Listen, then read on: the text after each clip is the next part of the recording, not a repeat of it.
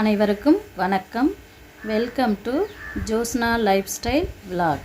அதுக்கு முன்னாடி நண்பர்கள் அனைவருக்கும் விநாயகர் சதுர்த்தி நல்வாழ்த்துக்கள். நாம் இன்றைக்கி என்ன பார்க்க போகிறோம் அப்படின்னு சொன்னால், நேற்று என்னோடய மகளோட பர்த்டே. அவங்க ஒரு சிம்பிள் லஞ்ச் மெனு கொடுத்துருந்தாங்க. அம்மா இதெல்லாம் செஞ்சுருங்க அப்படின்னு சொல்லிட்டு, நான் நேற்று என்னென்ன செஞ்சேன் அப்படிங்கிறத தான் உங்கள் கூட நான் ஷேர் பண்ண போகிறேன்.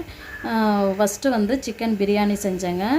சிக்கன் பிரியாணி ரொம்பவே ஈஸியாக செஞ்சிடலாம். பிகினர்ஸ் கூட பேச்சுலர்ஸ் எல்லாருமே ஈஸியாக செய்யக்கூடிய இந்த பிரியாணி எப்படி செய்கிறதுன்னு வாங்க வீடியோக்குள்ளே போய் பார்க்கலாம்.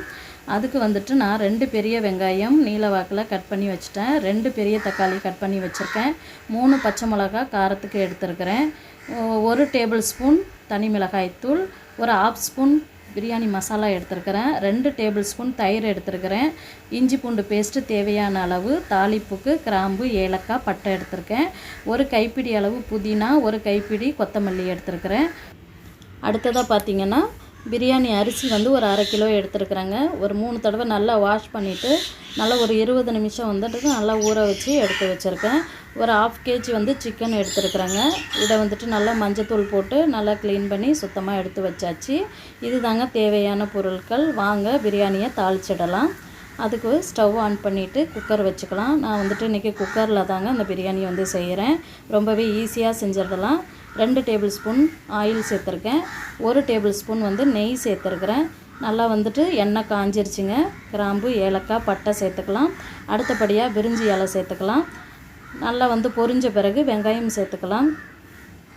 வெங்காயம் சேர்த்துட்டு நல்லா வதக்கி விட்டுக்கலாம்.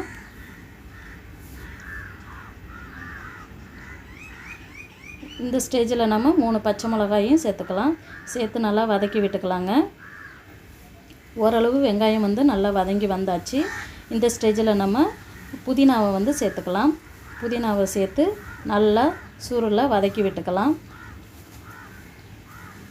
நல்லா சுருளை வதங்கி வந்தாச்சு. இந்த ஸ்டேஜில் நம்ம கட் பண்ணி வச்சுருக்க தக்காளியை சேர்த்துக்கலாம்.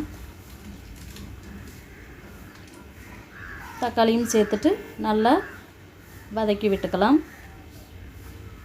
இந்த ஸ்டேஜில் நம்ம ஒரு 1.5 டேபிள் ஸ்பூன் அளவு இஞ்சி பூண்டு பேஸ்ட்டு சேர்த்துக்கலாம்.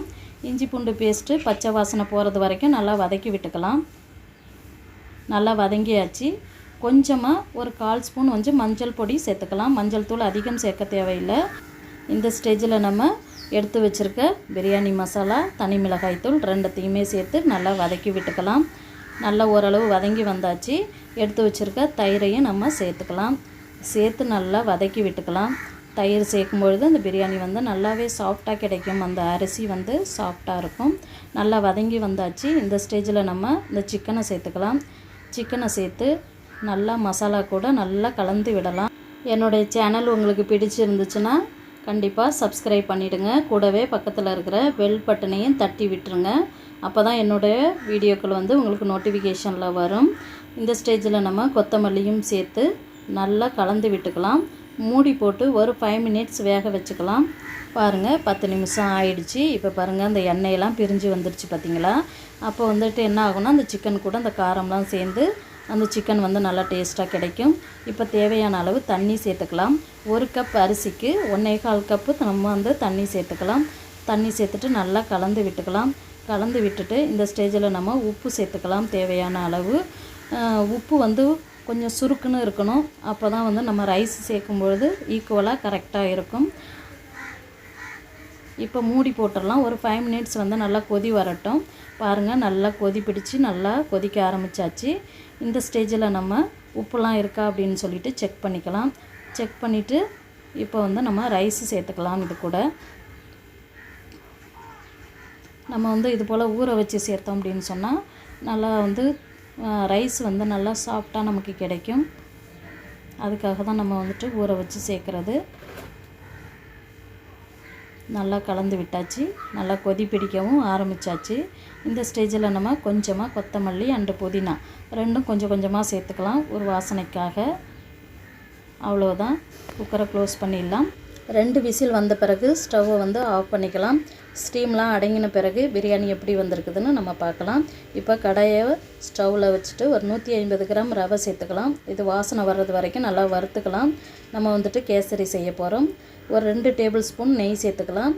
பாதாம் வந்து ஒரு 6-7 பாதாம் பொடியாக கட் பண்ணியிருக்கேன். 3 ஏலக்காய் தட்டி சேர்த்துருக்கேன்.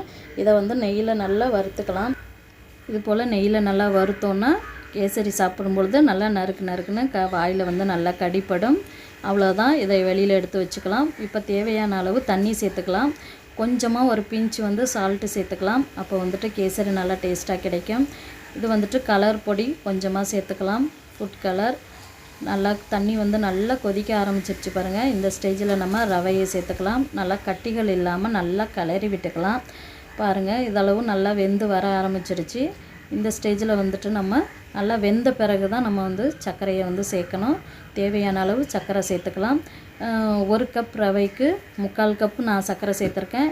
நீங்கள் வந்துட்டு 1 கப் அதிகம் ஸ்வீட் வேணும் அப்படின்னு சொன்னால் 1 கப் கூட நீங்கள் சர்க்கரை சேர்த்துக்கலாம். இது வந்து கரெக்டாகவே இருக்கும், நார்மல். இந்த ஸ்டேஜில் நம்ம வறுத்து வச்சுருக்க பாதாம் ஏலக்காய் 2த்தையும் நம்ம சேர்த்துக்கலாம். சேர்த்துட்டு நல்லா ஒரு மிக்ஸ் கொடுத்துக்கலாம். அதன் பிறகு நம்ம ஒரு 2 டேபிள் ஸ்பூன் அளவு நெய் சேர்த்தாச்சு. நெய் சேர்த்துட்டு லாஸ்ட்டாக நம்ம நெய் சேர்த்துட்டு பண்ணோம் அப்படின்னு சொன்னால் நல்லா வந்துட்டு நெய்யோட ஃப்ளேவர் வந்து அந்த கேசரியில் அப்படியே நல்லா நிற்கும். அதுக்காக தான் லாஸ்ட்டில் நம்ம சேர்க்குறது. சேர்த்துட்டு நல்லா கலந்து விட்டுக்கலாம். அவ்வளவுதான், சுவையான கேசரி வந்து ரெடி ஆகிடுச்சுங்க. இப்போ நம்ம ஸ்டேமும் வந்து நமக்கு அடங்கிடுச்சு குக்கரில். குக்கரை வந்து நம்ம இப்போ ஓப்பன் பண்ணி பார்த்துடலாம் பிரியாணி எப்படி வந்திருக்குதுன்னு. வாவ், சூப்பருங்க. பாருங்கள் எப்படி இருக்குதுன்னு பிரியாணி. இப்போ நம்ம கிளறி விட்டுக்கலாம் எப்படி இருக்குதுன்னு. பாருங்கள், ஒரு ரைஸ் கூட உடையவே இல்லை. உங்களுக்கு பார்க்கும்பொழுதே தெரியும். ரைஸ் எல்லாம் அப்படியே முழுமையாக கிடச்சிருக்குது பாருங்கள். எவ்வளோ லென்த்தியாக இருக்குது பாருங்கள். பார்க்கும்பொழுதே ஆசையாக இருக்குது.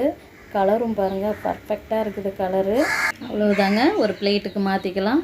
பிரியாணி, தயிர் பச்சடி, கேசரி, கேரட் சாலட், முட்டை, இது தாங்க டுடே எங்களோட லஞ்சு. இந்த வீடியோ உங்களுக்கு பிடிச்சிருந்தா லைக் பண்ணுங்கள், ஷேர் பண்ணுங்கள், மறக்காமல் சப்ஸ்கிரைப் பண்ணிவிடுங்க. நன்றி, வணக்கம்.